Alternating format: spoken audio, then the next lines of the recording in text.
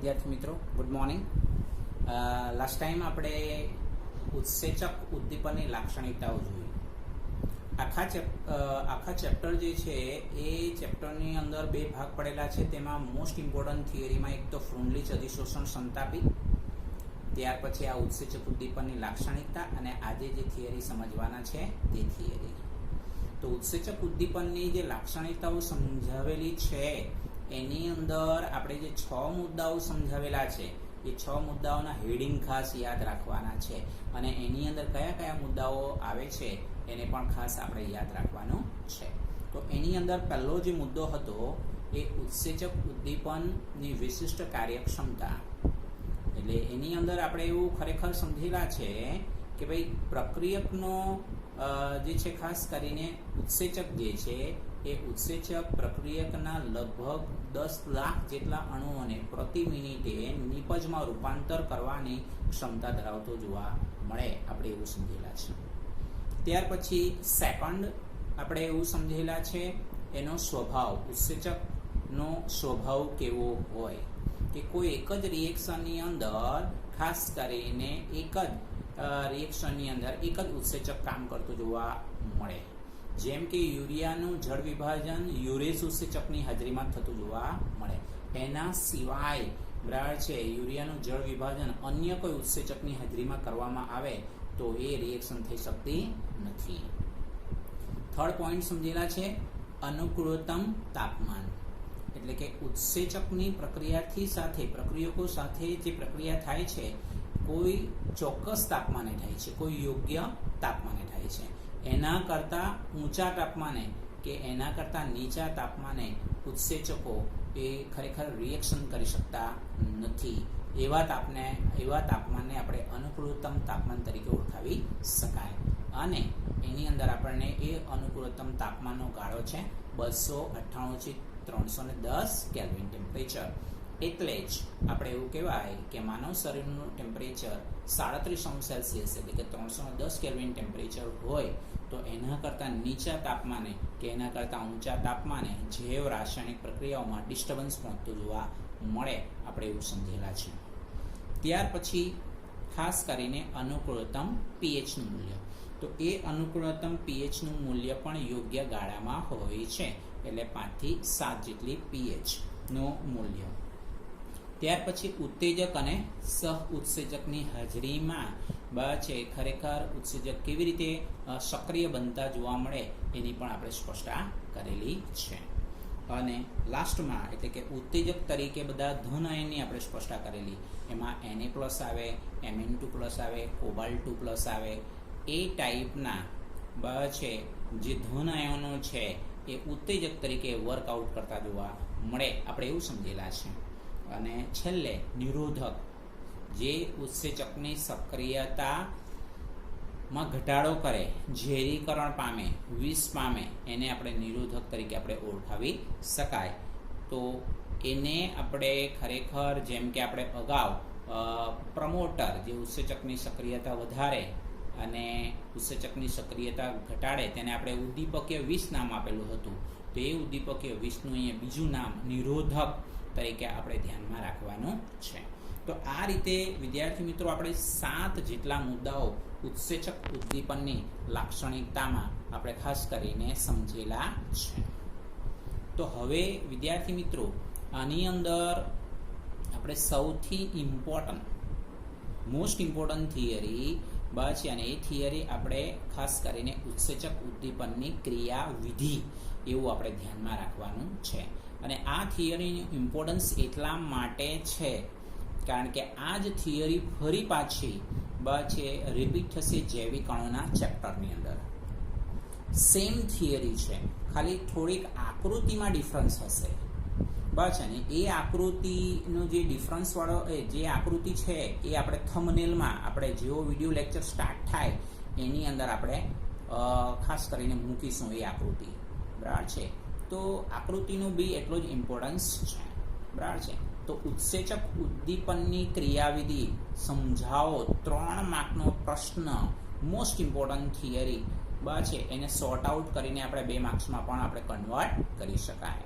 તો ધ્યાનમાં રાખીશું કે ઉત્સેચક ઉદ્દીપનની ક્રિયાવિધિની શરૂઆત કેવી રીતે કરી શકાય, તો શરૂઆતમાં ઉત્સેચક વિશેની માહિતી આપેલી છે, બરાબર છે. તો શું લખ્યું છે, ઉત્સેચકોના કલિલમય કણોની સપાટી પર ઘણા છિદ્રો રહેલા હોય છે. ઉત્સેચકોની ખાસ કરીને કલિલમય કણો કલિલમય એટલે એકદમ નાના મસ્તા કણો, જેનું ઉદાહરણ આપણે આજે સમજવાના છે, ઉદાહરણ સહિત સમજવાના છે, લાઈવ ડેમોન્સ્ટ્રેશન દ્વારા આપણે સમજવાના છે. ઉત્સેચકોના કલિલમય કણોની સપાટી પર ઘણા છિદ્રો રહેલા હોય છે. વાક્ય રચનાને આપણે બરાબર ધ્યાનમાં રાખીશું કે આ જે એન્ઝાઇમ, જેને આપણે જૈવ રાસાયણિક પ્રક્રિયામાં ભાગ લેતા ઉદ્દીપક તરીકે ઓળખાવેલા છે, બરાબર છે, તેની સપાટી પર ઘણા બધા છિદ્રો રહેલા હોય છે, બારીક છિદ્રો રહેલા જોવા મળે.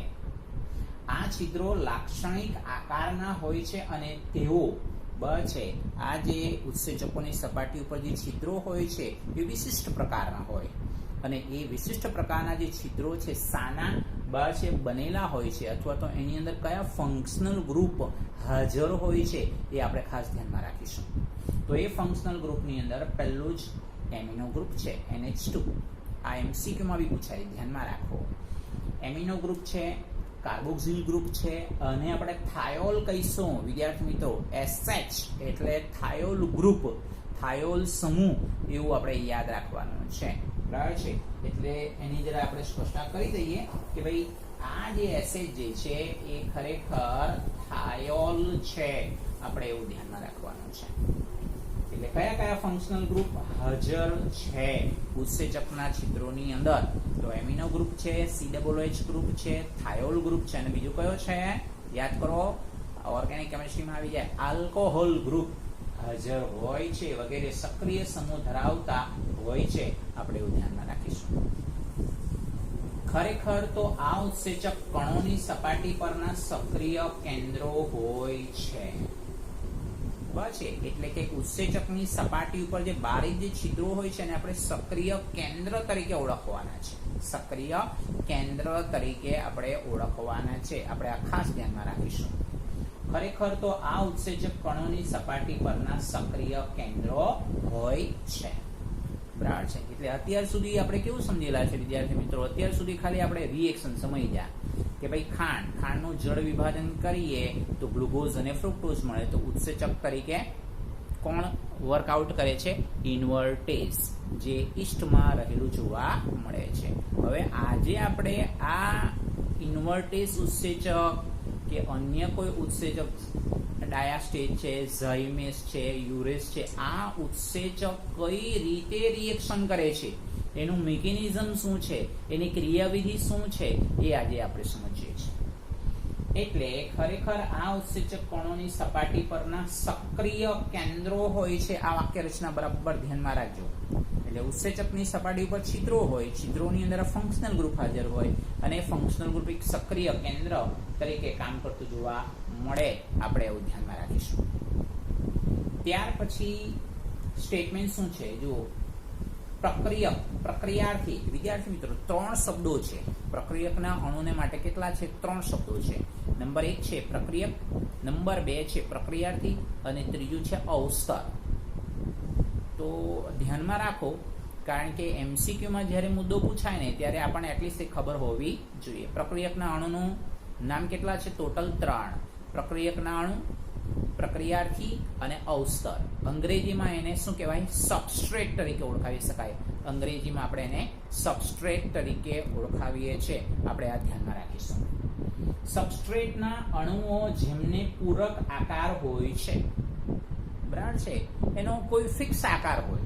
પ્રક્રિયકના જે અણુ હોય એનો ફિક્સ આકાર હોય, એને પૂરક આકાર હોય છે. તે આ છિદ્રોમાં જેમ તાળામાં ચાવી ગોઠવાય છે તેવી રીતે ગોઠવાય છે. એટલે કોની સાથે ગોઠવાય? તો આ પ્રક્રિયકના અણુઓ જ્યારે ઉત્સેચકના સંપર્કમાં આવે છે ત્યારે યોગ્ય રીતે ગોઠવાતું જોવા મળે, અને આપણે તાળું અને ચાવીનું ઉદાહરણ આપણે આજે સમજવાના છે. વાક્ય રચના જુઓ. પ્રક્રિયકના અણુઓ જેમને પૂરક આકાર હોય છે તે આ છિદ્રોમાં જેમ તાળામાં ગોઠવાય છે તેવી જ રીતે ગોઠવાઈ જતું જોવા મળે છે, આપણે એવું ધ્યાનમાં રાખીશું. હવે જુઓ, આપણે વાત કરી તે પ્રમાણે કે ભાઈ સક્રિય સમૂહ કોનામાં છે? ઉત્સેચકમાં. ટેક્સ્ટબુકમાં શબ્દ નથી આપેલો, ધ્યાનમાં રાખજો. ઉત્સેચકમાં સક્રિય સમૂહની હાજરીને કારણે સક્રિયકૃત સંકીર્ણ રચાય છે. એટલે આપણે આ મિકેનિઝમને બે તબક્કામાં સમજવાના છે. પહેલો તબક્કો કયો? તો કે ભાઈ પ્રક્રિયકના અણુઓ ઉત્સેચક સાથે જોડાય એટલે શું બને? સક્રિયકૃત સંકીર્ણ બને. તેની આપણે સ્પષ્ટતા કરેલી છે. ઉત્સેચકમાં સક્રિય સમૂહની હાજરીને કારણે સક્રિયકૃત સંકીર્ણ રચાય છે, જે પછીથી વિઘટિત થાય છે અને નિપજો આપે છે. એટલે બીજા તબક્કામાં શું થાય? એ સક્રિયકૃત સંકીર્ણમાંથી આપણને શું મળે છે? નિપજ મળતું જોવા મળે. આપણે એવું ધ્યાનમાં રાખીશું. આમ ઉત્સેચક ઉદ્દીપિત પ્રક્રિયાઓને નીચેના બે તબક્કામાં આગળ વધતી પ્રક્રિયાઓ ગણી શકાય. એટલે કે ઉત્સેચક ઉદ્દીપક તરીકેનું કામગીરી કરે છે, તો એને આપણે બે તબક્કામાં સમજવાનું છે. આપણે એવું ધ્યાનમાં રાખીશું.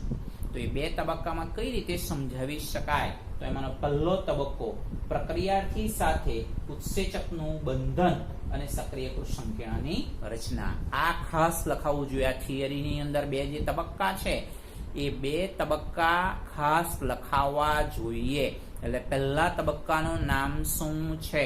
તો પહેલા તબક્કાનું નામ છે પ્રક્રિયાર્થી સાથે ઉત્સેચકનું બંધન અને સક્રિયકૃત સંકીર્ણની રચના. તો ને ઇક્વેશનના પાર્ટમાં આપણે કેવી રીતે યાદ રાખવાનું છે? ઇક્વેશનના પાર્ટમાં યાદ રાખવાનું છે ઉત્સેચક પ્લસ સબસ્ટ્રેટ. સબસ્ટ્રેટ એટલે કોણ? પ્રક્રિયક. બરાબર છે. તો એની મદદથી શું બને છે? E-S ઉપર એસ્ટ્રિક પાડેલું છે. એસ્ટ્રિક એનો મતલબ શું? કે પ્રક્રિયકના અણુઓ જુદા જુદા હોય, એ જ રીતે ઉત્સેચક પણ અલગ અલગ હોય. એટલા માટે અહીંયા એસ્ટ્રિક પાડેલું છે. તો શું બને છે?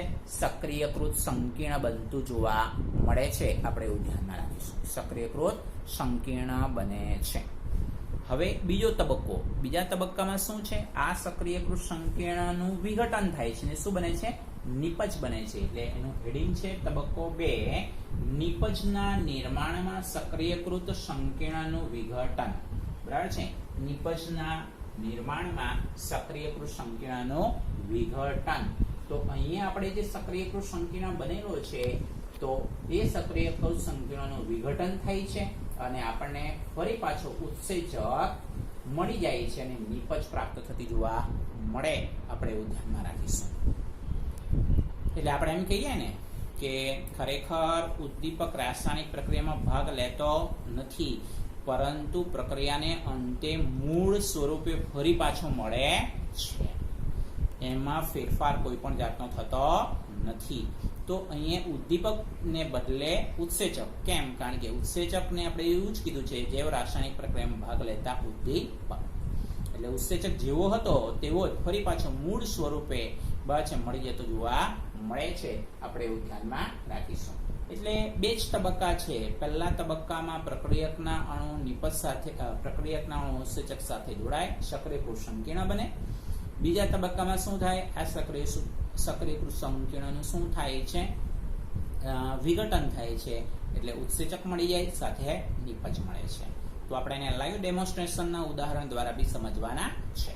તો આપણે પહેલા તો એક રિએક્શનનો પાર્ટ આપણે અહીંયા મેન્શન કર્યો છે આકૃતિની સાથે. જુઓ તો આમાં E+S આપણે હમણાં જે લખ્યું એ છે, ફરી પાછું નવું કંઈ નથી. જો કે ભાઈ આ ઉત્સેચક છે, આ S એટલે સબસ્ટ્રેટ એટલે પ્રક્રિયકના અણુ, પણ એ રિએક્શન કેવી છે? પ્રતિવર્તી. પ્રતિવર્તી એટલે સક્રિયકૃત સંકીર્ણ બને. તો આ ઝડપી અને પ્રતિવર્તી પ્રક્રિયા છે. આ રિએક્શન ખૂબ ઝડપથી થાય. કઈ રિએક્શન ઝડપથી થાય? કે ઉત્સેચક પ્રક્રિયકના અણુ સાથે ખૂબ ઝડપથી જોડાઈ જતો જોવા મળે છે અને સક્રિયકૃત સંકીર્ણ બનતું જોવા મળે. અને આ સક્રિયકૃત સંકીર્ણમાંથી ફરી પાછું બસ સબસ્ટ્રેટ અને એન્ઝાઇમ બી મળી શકે તો જ આપણે અહીંયા પ્રતિવર્તી એવું મેન્શન આઉટ કરી દેવું છે. અને ત્યાર પછી એ સક્રિયકૃત સંકીર્ણમાંથી જ્યારે નિપજ મળે અને ઉત્સેચક મળતો હોય છે, તો એ રિએક્શન ખૂબ ધીમી થતી જોવા મળે. એ રિએક્શન ખૂબ ધીમી થતી જોવા મળે. આપણે એવું ધ્યાનમાં રાખીશું. બરાબર છે. એટલે આ મુદ્દો બી ઇક્વેશનના બેઝ ઉપર આપણે ખાસ કરીને ધ્યાનમાં રાખીશું. એટલે સ્ટેટમેન્ટ આપણે અહીંયા લખ્યું છે ઝડપી અને પ્રતિવર્તી, ધીમી અને દર નક્કી કરનારી. દર એટલે રાસાયણિક પ્રક્રિયાનો વેગ, એવું આપણે ધ્યાનમાં રાખવાનું છે. હવે આકૃતિ આપણે ખાસ ધ્યાનમાં રાખવાની છે. આકૃતિની અંદર જુઓ, આપણે ઉત્સેચક છે અને આ ઉત્સેચકની આકૃતિ એટલે કોણ છે? ચાવી છે. જુઓ, આ ચાવી છે. આ કોણ છે? તાળું છે, જેને આપણે શું કીધું? સબસ્ટ્રેટ, પ્રક્રિયાર્થી. હવે વિદ્યાર્થી મિત્રો ધ્યાનમાં રાખીશું, ટેક્સ્ટબુકમાં અહીંયા સક્રિય કેન્દ્ર લખેલું છે. સક્રિય કેન્દ્ર એકચ્યુઅલી ઉત્સેચકનું આવે, સક્રિય સ્થાન હશે સબસ્ટ્રેટ. આ ધ્યાનમાં રાખીશું. એટલે અહીંયા સુધારો ટેક્સ્ટબુકમાં ખાસ કરી લેવો, સક્રિય સ્થાન આવશે એ ધ્યાનમાં રાખીશું. બરાબર છે. હવે એ પ્રતિવર્તી પ્રક્રિયા એ મેન્શન આઉટ કરી દીધી, તે પ્રમાણે અહીંયા મેન્શન આઉટ કર્યું તો આ તમારી પાસે બંધ બેસતું આવી જાય. જો તાળાની સાથે ચાવી એ બંધ બેસતી આવી જતી જોવા મળે. એટલે શું બની ગયું? ઉત્સેચક અને પ્રક્રિયાથી જોડાઈ જાય એટલે સક્રિયકૃત સંકીર્ણ બની જતો જોવા મળે. અને આ સક્રિયકૃત સંકીર્ણ બની ગયો એટલે પછી ધીમેથી રિએક્શન થાય. રિએક્શન રાસાયણિક ફેરફાર થવામાં ઘણો સમય લાગે, બરાબર છે. એટલે ધીમે રિએક્શન થતી જોવા મળે એટલે ઉત્સેચક એટલે કે ચાવી ફરી પાછી મળી જાય અને તાળું ખુલી જતું જોવા મળે છે. જે શરૂઆતમાં કેવું હતું? બંધ હતું. તો એ તાળું ખુલી જાય એટલે એ નિપજના પાર્ટમાં આપણને દર્શાવતું જોવા મળે. આપણે એવું ધ્યાનમાં રાખીશું. તો અહીંયા મેન્શન આઉટ કરેલું છે. જો તાળું અને ચાવીના નમૂના પ્રમાણે, એટલે તાળું અને ચાવીના ઉદાહરણ પ્રમાણે ચાવી છે એ ઉત્સેચક તરીકેની કામગીરી કરે, પ્રક્રિયાર્થી એ તાળું તરીકેનું કામ કરે, તો એ પ્રક્રિયાર્થીના સક્રિય સ્થાન સાથે બંધ બેસે છે. જો અહીં મેન્શન આઉટ કર્યું આપણે સક્રિય સ્થાન, તો સક્રિય સ્થાન કોનું છે? પ્રક્રિયાર્થીનું. ઉત્સેચકનું શું છે? સક્રિય કેન્દ્ર છે. ધ્યાનમાં રાખીશું, થિયરીમાં આપણે જોઈએ સક્રિય કેન્દ્ર, છિદ્ર, જેની અંદર amino group, COOH group, thiol group ને આલ્કોહોલ ગ્રુપ જેવા હોય છે, જે તાળુને આકર્ષતા જોવા મળે. સક્રિય સ્થાન બંધ બેસે ત્યારે જ તાળું ખુલે છે, તેમ રાસાયણિક ફેરફાર શરૂ થતું જોવા મળે. એટલે થિયરીના પાર્ટ ઓફ વ્યૂ આપણે આટલું લખીને તૈયાર કરવાનું થશે. તો હવે જો લાઈવ ડેમોન્સ્ટ્રેશનની અંદર આપણે સમજવાનું છે, અને એ સમજવાનું કઈ રીતે? તો આપણે સિમ્પલ છે. જુઓ, આ આપણી પાસે તાળું છે એટલે એ પ્રક્રિયાથી છે, બરાબર છે. અને એનું જે સક્રિય સ્થાન છે એટલે આપણે આ જે ભાગ છે એ આનું સક્રિય સ્થાન કહેવાશે. તાળું બંધ છે, આ ધ્યાનમાં રાખો. તાળું બંધ છે એટલે એ પ્રક્રિયાથી કહેવાય અને આ સક્રિય એનું સ્થાન કહેવાય. બીજું, આ ચાવી છે. ચાવી છે તો એ ચાવીનું સક્રિય કેન્દ્ર કયું કહેવાય? તો આ સક્રિય કેન્દ્ર કહેવાય. એની સપાટી ઉપર તમે જુઓ, બરાબર ઝીણી ઝીણી લીટી પાડેલી છે. જુઓ, બરાબર છે. આ ઉપરના જે ભાગ ઉપર છે એકદમ ઝીણી ઝીણી લીટી પાડેલી છે. એ એના સક્રિય કેન્દ્ર તરીકે આપણે એને ઓળખાવી શકાય. સક્રિય કેન્દ્ર તરીકે આપણે એને ધ્યાનમાં રાખવાનું છે, બરાબર છે. તો આ એક ખાસ કરીને સક્રિય કેન્દ્ર અને સક્રિય સ્થાન કોનું છે? તાળાનું, બરાબર છે. અને સક્રિય કેન્દ્ર કોનું છે? સક્રિય કેન્દ્ર છે ચાવીનું, બરાબર છે. હવે આ તાળું બંધ છે. હવે પહેલો તબક્કો, પહેલા તબક્કાની અંદર શું થાય? તો કે ભાઈ પ્રક્રિયાર્થીની સાથે ઉત્સેચક એટલે કે ચાવી કોણ છે? ઉત્સેચક. તાળું કોણ છે? પ્રક્રિયાર્થી. તો એની અંદર આપણે આવી રીતે ચાવી નાખીએ છીએ. એટલે આ શું બની ગયું? આ બને છે ઝડપથી રિએક્શન થઈ ગઈ એટલે આ બને છે તમારું સક્રિયકૃત સંકીર્ણ બને છે. શું બને છે? સક્રિયકૃત સંકીર્ણ બને છે. હવે મારે તાળુંને ખોલવું છે તો એમ ઝડપથી ખુલશે નહીં. એના માટે મારે શું કરવું પડશે? બળ લગાવવું પડશે. એટલે ધીમેથી મારે ફેરવવું પડશે. એટલે આમ કરતા તમે જુઓ એકદમ ધીમી રિએક્શન થતી જોવા મળે અને આ તાળું ખુલી જાય છે, રાઈટ? તો આ તાળું ખુલી જાય છે એનો મતલબ એમ થઈ ગયો કે આ ખાસ કરીને તાળાના સક્રિય સ્થાન સાથે ચાવીના સક્રિય કેન્દ્ર બરાબર જોડાયેલા છે ને બંધ બેસતું આવે છે, એટલે આ ચાવી ફરી પાછી આપણને જેવી હતી તેવી જ મળી જાય છે. અને આ શું મળી ગયું? બસ આપણને નિપજ મળી ગયેલી જોવા મળે. આપણે એવું ધ્યાનમાં રાખીશું. આ નિપજ આપણને પ્રાપ્ત થતું જોવા મળે અને આ ઉત્સેચક એટલે કે ચાવી આપણને મૂળ સ્વરૂપે ફરી પાછું પ્રાપ્ત થઈ જતું જોવા મળે. આપણે એવું ધ્યાનમાં રાખીશું. તો વિદ્યાર્થી મિત્રો, આ ખૂબ મહત્વની આ જે થિયરી છે એ થિયરીને આપણે બરાબર ધ્યાનમાં રાખવાનું છે ને લખીને ખાસ કરીને તૈયાર કરવાનો છે. બરાબર છે? એટલે ફરી પાછું એકવાર ખાસ કરીને આપણે રિપીટેશનના પાર્ટ ઓફ વ્યૂ કયા કયા મુદ્દાઓ આપણે ખાસ કરીને ધ્યાનમાં રાખવાના છે લખવાના છે એ જોઈશું. શરૂઆત કેવી રીતે કરી? ઉત્સેચકના કલીલમય કણોની સપાટી પર ઘણા છિદ્રો રહેલા હોય છે. પેલી મેં તમને ચાવી ઉપર શું નાની બારીક લીટીઓ બતાવી, એ છે છિદ્રો. આ છિદ્રો લાક્ષણિક આકારના હોય છે અને તેઓ કેવા હોય છે? NH2COOH, થાયોલ ગ્રુપ, હાઇડ્રોક્સિલ ગ્રુપ વગેરે સક્રિય સમૂહ ધરાવતા હોય છે. એટલે આ રિએક્શન એટલે આ મુદ્દો આપણે ક્યારે લાગુ પડતો જોવા મળે? જે બાયોકેમિકલ રિએક્શન થતી હોય આપણા શરીરની અંદર ત્યારના માટે આ મુદ્દો લાગુ પડતો જોવા મળે છે. ખરેખર આ ઉત્સેચક કણોની સપાટી પરના સક્રિય કેન્દ્ર હોય છે. પ્રક્રિયક કાઉન્સમાં પ્રક્રિયાથી સબસ્ટ્રેટના અણુઓ જેમને પૂરક આકાર હોય છે તે આ ચિત્રોમાં જેમ તાળામાં ચાવી ગોઠવાય છે તેવી રીતે ગોઠવાય છે. આ મુદ્દો ખાસ યાદ રાખીશું. પ્રક્રિયક એટલે કે તાળુના અણુઓ જેમને પૂરક આકાર હોય છે, એક્ઝેક્ટ આકાર છે તાળુનો, આ ચિત્રોમાં જેમ તાળામાં ચાવી ગોઠવાય છે તેવી રીતે ગોઠવાય છે. ઉત્સેચકમાં સક્રિય સમૂહની હાજરીને કારણે સક્રિયકૃત સંકીર્ણ શું છે?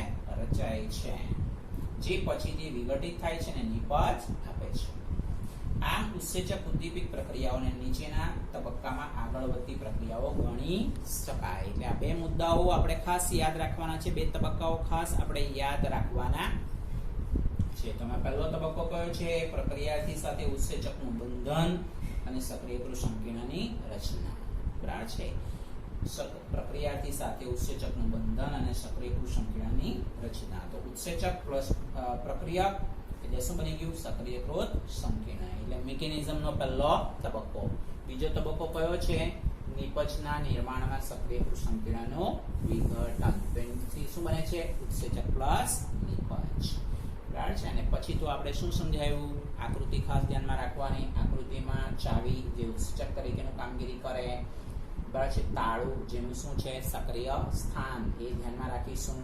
અને આ તમારી પાસે શું છે?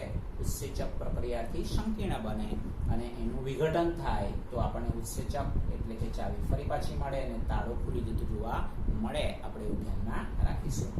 તો ટેક્સ્ટ બુકમાં આ છેલ્લી 3 લીટી લખેલી નથી, પણ આપણે લખીશું. બરાબર છે? કારણ કે આ થિયરી છે ને વિદ્યાર્થી મિત્રો, બોર્ડમાં જ્યારે પૂછાય ને ત્યારે એમાં જ પૂછાય સીધો સવાલ, ઉત્સેચક ઉદ્દીપનની ક્રિયાવિધિ સમજાવો. તો આ જ પ્રમાણે આપણે લખવાનું થશે, જે એકચ્યુઅલી જૈવિક અણુના ચેપ્ટરમાં પણ આવે છે. તાળું અને ચાવીના નમૂના પ્રમાણે ચાવી એટલે કે ઉત્સેચક પ્રક્રિયાથી એટલે કે તાળુના સક્રિય સ્થાન બંધ બેસે છે ત્યારે તાળું ખુલે છે, તેમ રાસાયણિક ફેરફાર શરૂ થતો જોવા મળે. આપણે એવું ધ્યાનમાં રાખીશું. ઓકે, તો બરાબર લખી નાખી થિયરી તૈયાર કરવી. બરાબર છે? અને હવે તો સબ્જેક્ટિવની બી એક્ઝામ સ્ટાર્ટ થઈ ગઈ છે. બરાબર છે? એટલે એની પ્રિપેરેશન આપણે બરાબર લખીને તૈયાર કરવું મોસ્ટ ઇમ્પોર્ટન્ટ થિયરી છે. એટલે આ ચેપ્ટરનો પહેલો ભાગ, આ ચેપ્ટરના પહેલા ભાગમાં મોસ્ટ ઇમ્પોર્ટન્ટ થિયરીમાં કોની ગણતરી થાય? તો ઉત્સેચક ઉદ્દીપનની ક્રિયાવિધિ, ઉત્સેચક ઉદ્દીપનની લાક્ષણિકતા, ફ્રુન્ડલીજ અધિશોષણ, સમતાપી અને ભૌતિક અધિશોષણ અને રાસાયણિક અધિશોષણ વચ્ચેનો તફાવત. આટલી બી 4 થિયરી આપણે ધ્યાનમાં રાખીશું તો બોર્ડની અંદર આટલા પહેલા ભાગમાંથી, આખા ચેપ્ટરના પહેલા ભાગમાંથી 4 માંથી કોઈ એક થિયરી તો જનરલી આપણને પૂછાતી જોવા મળે. આપણે એવું ધ્યાનમાં રાખીશું. તો આ મોસ્ટ ઇમ્પોર્ટન્ટ થિયરી આપણે એને ધ્યાનમાં રાખીશું. તો વિદ્યાર્થી મિત્રો, તમે અને તમારા પરિવારની સુરક્ષિત રહો એવી શુભેચ્છાઓ, બરાબર છે. અને વિડીયો ગમ્યો હોય તો લાઈક કરો, શેર કરો મિત્રો સાથે, બેલ આઇકોન ઉપર ક્લિક કરો અને ચેનલને સબસ્ક્રાઇબ કરો. Stay home, stay safe. Thank you.